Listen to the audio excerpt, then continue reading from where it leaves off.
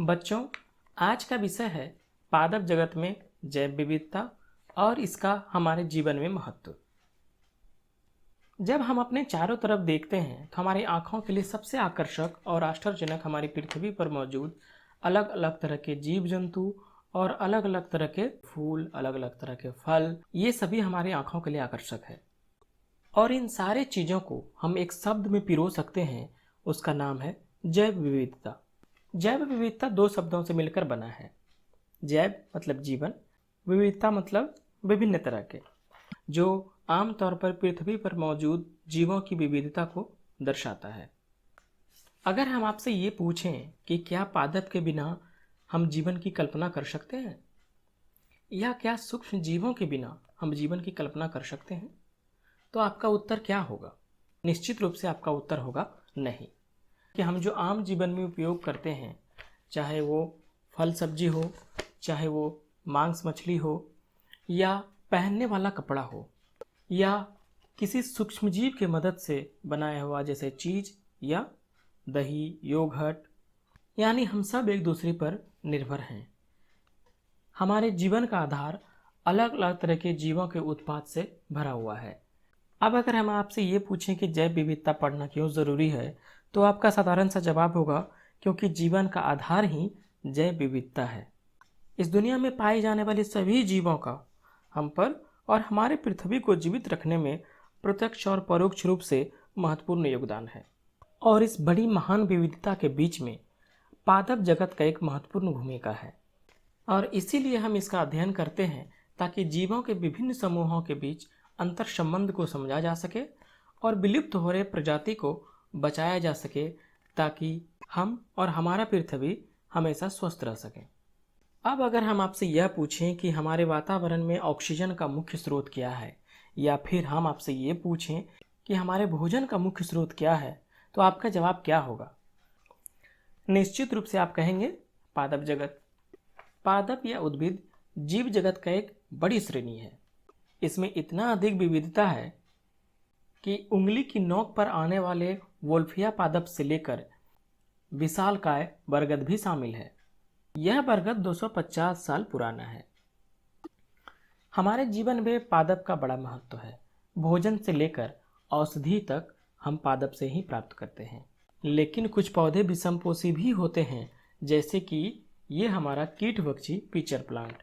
यह प्रकाश संश्लेषण के साथ साथ कीट पतंगों का भी भोजन करती हैं। लगभग 4 लाख से अधिक प्रजाति के पादप हमें ज्ञात हैं। इनका निवास स्थान नव स्थान, जल स्थान से लेकर पृथ्वी के सभी स्थलीय भागों तक है। अब इस पूरे पादपों की सभी प्रजातियों की कुल संख्या की गणना करना और उनका अध्ययन करना बहुत ही कठिन है। इन सभी प्रजातियों का अध्ययन करने और महत्व को समझने के लिए इसे वर्गीकृत किया गया, और इसके वर्गीकरण का मुख्य आधार स्वभाव, बीज पत्रों की संख्या, पुष्पीय भागों की संरचना और भौगोलिक वितरण है। अब आज हम लोग पढ़ेंगे पादप के अलग अलग समूहों को और हमारे जीवन में इसके आर्थिक महत्व को। इस पूरे पादप जगत को 5 भागों में बांटा गया। सबसे पहला थाइलोफाइटा, दूसरा ब्रायोफाइटा, तीसरा टेरिडोफाइटा, चौथा जिम्नोस्पर्म और 5वां एंजियोस्पर्म।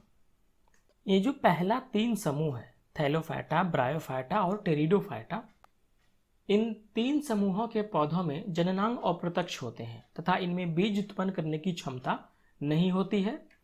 इसीलिए इसको हम लोग क्रिप्टोगैम्स कहते हैं, यानी कि अपुष्पीय पादप या बीज रहित पादप कहते हैं। इसके बाद जो दूसरी तरफ जिम्नोस्पर्म और एंजियोस्पर्म है, इनके जननांग पूरी तरह से विकसित हैं, विभेदित हैं तथा जनन प्रक्रिया के पश्चात बीज उत्पन्न करने की क्षमता है। इसीलिए हम लोग इसको फेनेरोगैम्स कहते हैं, यानी कि पुष्पीय पौधे या बीज युक्त पौधे। बीज लैंगिक जनन के बाद उत्पन्न होता है और बीज के अंदर भ्रूण के साथ संचित खाद्य पदार्थ होता है, जिसका उपयोग भ्रूण के प्रारंभिक विकास एवं अनुकरण के समय होता है। तो सबसे पहले हम लोग पढ़ते हैं थाइलोफाइटा को, जिसे हम लोग एल्गी कहते हैं। आपने ज़रूर अपने आम जीवन में इसे देखा होगा। हो सकता है आपके घर के बगल में कहीं जल जमा हो और वहाँ पर आपको देखने को मिल जाए, या हो सकता है कि नज़दीकी तालाब में हो। इस पौधों की शारीरिक संरचना में विभेदीकरण नहीं होता, मतलब कि इस पौधे में आप यह नहीं पता लगा सकते कि इसका कौन सा रूट है, कौन सा लीफ है। इस तरह की संरचना का विकास नहीं हुआ है। ये एक थाइलस है, मतलब कि थाइलोफाइटा कहने का मतलब हुआ, थाइलो मीन्स होता है एक टुकड़ा, फाइटा मीन्स प्लांट, यानी कि एक ऐसा टुकड़ा जिसमें प्रकाश संश्लेषण करने की क्षमता है, वो अपना भोजन खुद बना सकते हैं। इस वर्ग के पौधों को सामान्यतः शैवाल कहा जाता है, जैसे यूलोथ्रिक्स, क्लैडोफोरा, आल्वा, स्पायरोगारा, कारा। हमने यहाँ उदाहरण के तौर पर आपको दिखाया है स्पायरोगारा। इसको स्पायरोगारा क्यों कहते हैं? क्योंकि इसके अंदर जो क्लोरोप्लास्ट होता है वो स्पाइरल शेप में होता है, सांप के जैसा, इसीलिए इसको हम लोग स्पायरोगारा कहते हैं। अगर इसकी संरचना को देखेंगे तो यहाँ पर आपका क्या है, केंद्रक है, न्यूक्लियस है, जो घुमावदार स्पाइरल अवस्था में उपस्थित है, क्लोरोप्लास्ट है आपका। और क्या आप जानते हैं कि शैवाल को हरा सोना कहा जाता है?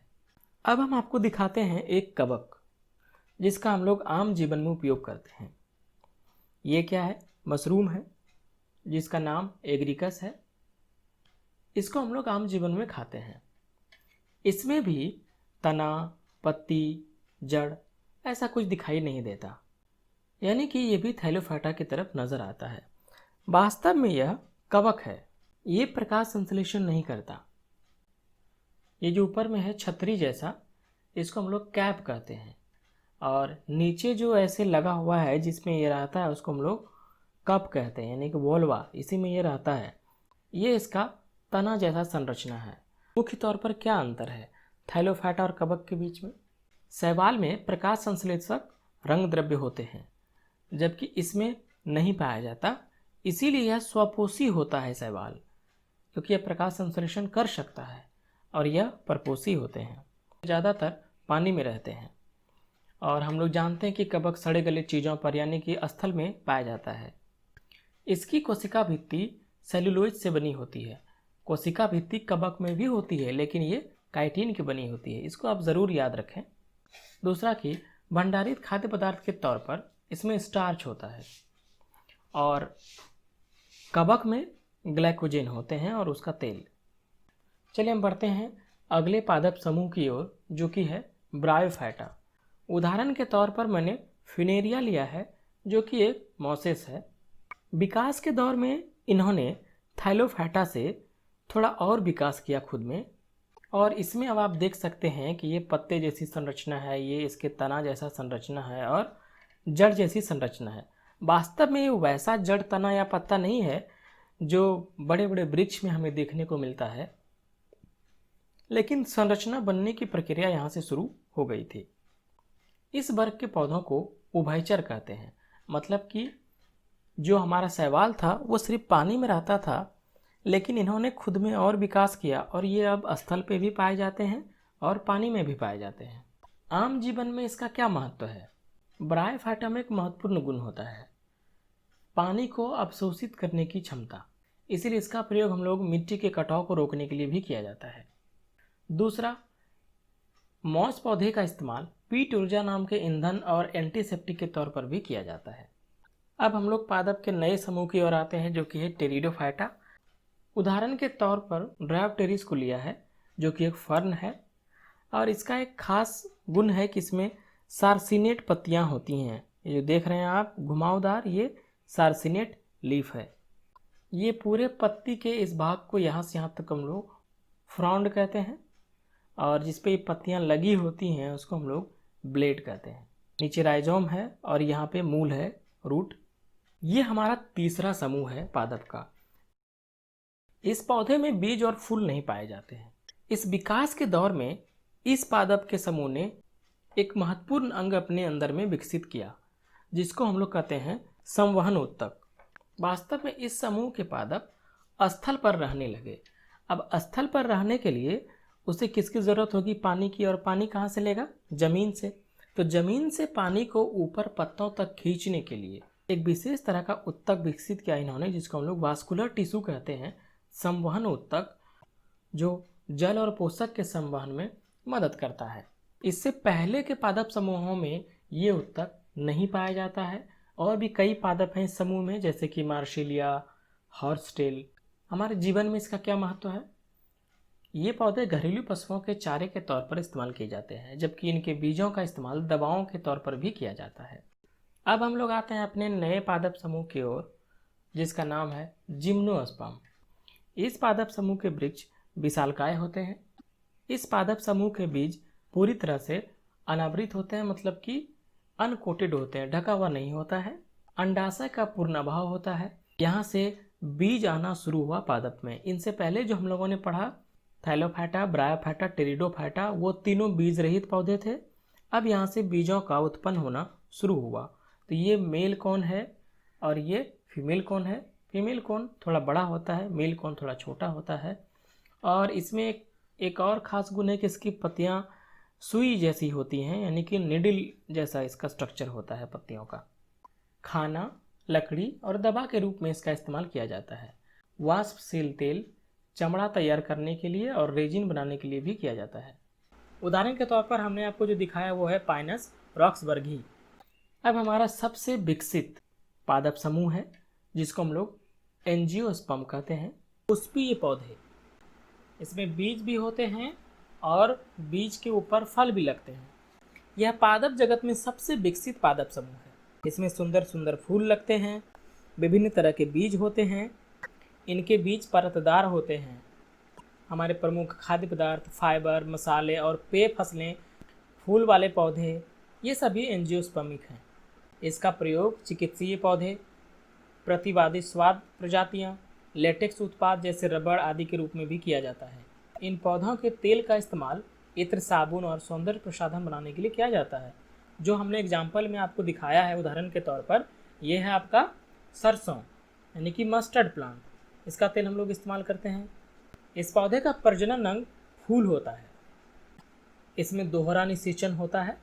ये आमतौर पर स्थलचर होते हैं, कुछ जलचर भी होते हैं। इसमें संवहनी उत्तक बहुत अच्छी तरह से विकसित होता है, यानी कि पादप जगत में सबसे विकसित अगर पौधा का कोई समूह है तो वो है एंजियोस्पर्म। अब इसकी अगर संरचना देखें तो ऊपर में क्या है? फूल है, पुष्प, और इसके बाद ये है फल आपका, और ये है तना, ये है उसकी पत्ती, ये है कलिका, ये है नोड, ये है इंटरनोड, और इधर है प्राइमरी रूट, सेकेंडरी रूट, यानी प्राथमिक मूल और द्वितीय मूल। इस पूरे को हम लोग मूल तंत्र कहते हैं, रूट सिस्टम। और यहाँ से यहाँ तक को हम लोग कहते हैं शूट सिस्टम, यानी कि परोह तंत्र। यानी कि हम लोगों ने अभी पढ़ा थैलोफाइटा, ब्रायोफाइटा, टेरिडोफाइटा, जिम्नोस्पर्म और एंजियोस्पर्म।